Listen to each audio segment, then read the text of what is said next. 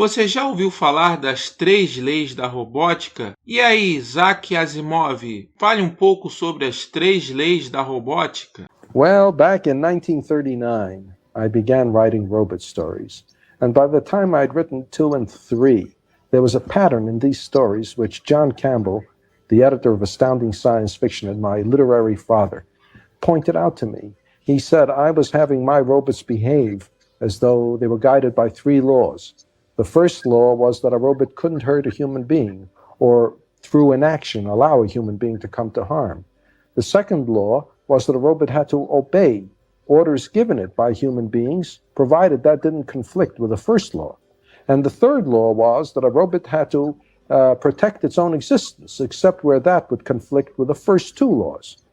And after that, I always used them, and the stories evolved out of those 3 laws, out of the mutual contradictions, out of the ambivalences, the incongruities, and so on. And Acontece que não só outros escritores também, quando escreveram seus livros, usaram as três leis da robótica, cientistas também usaram isso no desenvolvimento da tecnologia, da inteligência artificial, ChatGPT e tudo mais. Todo mundo usa as três leis da robótica. E aí?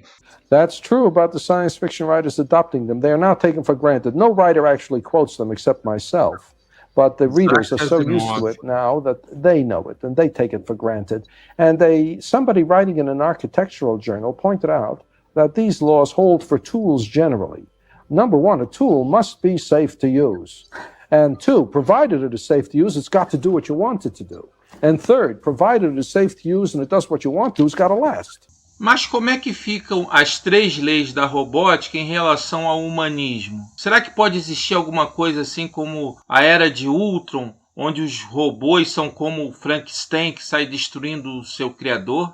Well, of course, the 3 laws of robotics were originally invented by me in order to avoid the Frankenstein motive, because before I wrote my stories, most robot stories were filled with this Frankenstein bit about the robot destroying its creator. There are some things that men were not meant to know.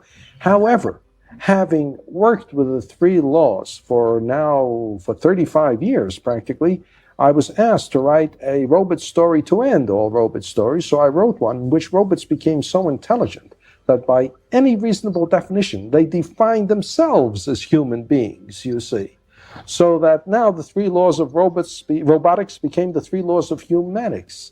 And we're right back to the Frankenstein motif. I received letters from readers saying, does this mean you're never going to write any more robot stories? And I wrote back saying, don't worry, if I think of a good robot story, I'll write it anyway.